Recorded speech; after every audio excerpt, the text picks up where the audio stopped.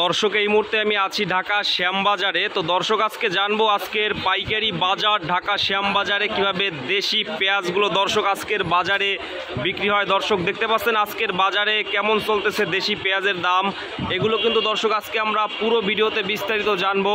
তো দর্শক যে যেখান থেকে আজকে আমাদের ভিডিওটি এই মুহূর্তে দেখতেছেন সকলে দর্শক না টেনে সম্পূর্ণ দেখতে থাকুন। দর্শক আসসালামু আলাইকুম বড় ভাই। ওয়ালাইকুম আসসালাম ভাইয়া, ভালো আছেন? হ্যাঁ ভালো আছেন আপনি ভাই? তো ভাইয়ের নাম কি? মোহাম্মদ ইব্রাহিম খলিল জিয়া। জিয়া, আচ্ছা। তো আপনাদের শপের নাম হচ্ছে মিসাস ইকবাল বাণিজ্যালয়, ঢাকা শ্যামবাজার। তো আজকের দাম কেমন ছিল ভাই? আজকে 90 থেকে 92 93। আজকে 90 থেকে 92 93 টাকা। এগুলো সবগুলো হচ্ছে দেশি পেঁয়াজ আজকে ভাইয়া, তাই না?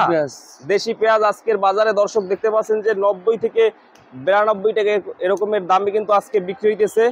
তো ইন্ডিয়ান পেঁয়াজের দাম কি কমের কারণে আপনার এখন দেশি পেঁয়াজের দামও কি কম নাকি? ইন্ডিয়ান পেঁয়াজ মার্কেটে আমদানি হয়েছে পর্যাপ্ত পরিমাণ। ইন্ডিয়ান আপনার এলসি পেঁয়াজ বিক্রি হচ্ছে 90 92 95 এরকম। তো এখন দেশি পেঁয়াজের হাটের বাজারে আমদানি কেমন চলছে আজকে? হাটে আমদানি মোটামুটি খারাপ না, ভালো। ইন্ডিয়ান পেঁয়াজ পছন্দ, দেশি পেঁয়াজ পছন্দ হচ্ছে, তো এই জন্য আরো একটু দাম কমে গেছে। পচা পেঁয়াজের আমদানি বেশি মার্কেটে, মানে এখন সিজনের শেষ পর্যায়ে, তো এই কারণে আপনার চাং থেকে পেঁয়াজ নামাই ফেলতেছে, বৃষ্টি বাদল হয়েছে, পেঁয়াজ পচে যাইতেছে, এই কারণে আপনার দাম কিছুটা কমছে। এলসি পেঁয়াজের আমদানি কেমন? এলসি পেঁয়াজের আমদানি ভালো, খারাপ মোটামুটি ভালো আছে এখন বর্তমানে। আর এরপরও বার্মা মিশর থেকেও পেঁয়াজ গুলো আসছে, চায়না থেকে। এইসব চাপের কারণেই দেশি পেঁয়াজের দাম অতিরিক্ত বাড়তি না আজকে, তাই না? আমরা এখানে শুরুতে দেখতেছি এই কর্নারেরটা কত করে এগুলা? এটা আপনার ফাটা পেঁয়াজ, এটা একটু সমস্যা আছে না এইগুলা? আচ্ছা, আর এইগুলা কত করে এই কর্নারেরটা? এটা ফরিদপুর। এইটা কত আজকে? ওটা আপনার 93 94। 92 93 এইটা হচ্ছে ফরিদপুরেরটা। আর এইটা ভাইয়া? এটা আপনার 94 92 এরকম বেশি, 94 92 টাকা এরকমের আজকের বাজারে। তো এখন দেশি পেঁয়াজের মানে হাটের বাজারে আজকে নাকি একটু কম গেছে বাজার। হ্যাঁ, 3500 থেকে 3700 বাজার আজকে গেছে। 3500 থেকে 3700 টাকা আজকে গেছে। তো এখন বর্তমানে আপনার বিক্রি কেমন হইতেছে? আলহামদুলিল্লাহ মোটামুটি খারাপ, মোটামুটি বিক্রি ভালোই হইতেছে। আচ্ছা, তো আর এই যে নরমাল পেঁয়াজগুলো এইগুলো কত করে? এগুলো 40 45। এগুলো হচ্ছে 40 টাকা 45 টাকা করে এগুলো আজকের বাজারে। আর এইগুলো ভাই এইটার দাম কত করে? এটা ফরিদপুর সালতান মাল। এটা হচ্ছে ফরিদপুর সালতান। এইটা কত আজকে? এটা আমরা 93 টাকা বিক্রি করছি। এইটা বিক্রি করছেন 93 টাকা করে। আচ্ছা, তো এখন ভাইয়া দাম কি সামনে আরো বাড়তে পারে না কমবে? দাম বাড়ার সম্ভাবনা নাই, কমতে পারে। মানে আমদানি বেশি, বাইরের পেঁয়াজের আমদানি মোটামুটি ভালোই আছে। জি আলহামদুলিল্লাহ। আচ্ছা, তো এখন হাটের বাজারে আজকে নাকি দাম কিছুটা কম গেছে, কারণ হচ্ছে ইন্ডিয়ান পেঁয়াজ বিভিন্ন দেশের পেঁয়াজের কারণে সব ব্যাপারেরা পেঁয়াজের চাপ বেশি, বেচা কেনা একটু স্লো চলতেছে, দাম কম, তারাও আর কি বাড়তি কিনতেছে না। সামনে আবার মুড়ি কাটার সিজন, মুড়ি কাটা সিজন, মুড়ি কাটা উঠার পরে সিন কথা, মুড়ি কাটার সাবজেক্ট এখন আসবে না, পরে আরো। এখন আপনার ভারতের নতুন পেঁয়াজ, বেলুরি, নাসিক, সব পেঁয়াজ ঢুকে গেছে, সাউথের মাল। সাউথের বিভিন্ন পেঁয়াজের আমদানিটা বেশি। 20% ভ্যাট কমানোর পরেও আমরা দেখলাম যে দাম কিন্তু অতিরিক্ত কমে নাই। ভ্যাট যে যতটুকু কমানোর দরকার কমাইছে, আরো কমতে পারে। যদি আরো কমে বাজার আরো নিয়ন্ত্রণে। কিন্তু ভারতের যে পাইকারি বাজার, ওখানে তো দাম বেশি ভাই। পাইকারি বাজার ভাই দাম বেশি, তাতে আনুমানিক বাংলাদেশে যে পরিমাণ, যে রেট আছে পেঁয়াজের, তাতে মোটামুটি খারাপ না। আপনার 1 কেজি তরকারি কিনতে যান, তাও 60 70 টাকা কেজি।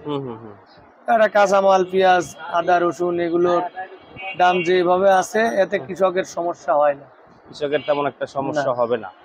আর যদি এর চাইতে কমে যায়, তাহলে কৃষক পেঁয়াজ আমদানি কমাই দেবে কৃষক ভাইরা। কৃষক ভাইরা, আমরা দেখলাম যে আপনাদের এখানে আজকে সকালে বৃষ্টি হয়েছে, বৃষ্টির কারণে নাকি বেচাকিনি, বৃষ্টির কারণে একটু বেচাকিনা কমে গেছে। বৃষ্টির কারণে একটু বেচাকিনিটা কম হয়েছে। সকালে একটু বেচাকিনা ভালো হয়েছিল, কিন্তু এখন একটু বেচাকিনা কম, এখন একটু কম।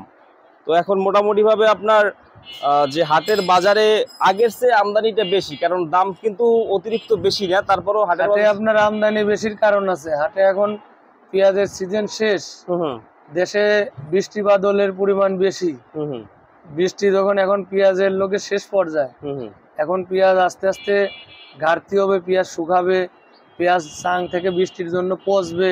হুম হুম তা এইভাবে দেখা যাবে যে চাঙে যখন পেঁয়াজ পচে যায় হুম তখন কৃষকরা চাঙে পেঁয়াজ রাখতে পারে না। হুম তখন পেঁয়াজ ওরা একবার পেঁয়াজে এখন নাড়া পাইলে তখন পেঁয়াজ পচন শুরু হয়ে যায়।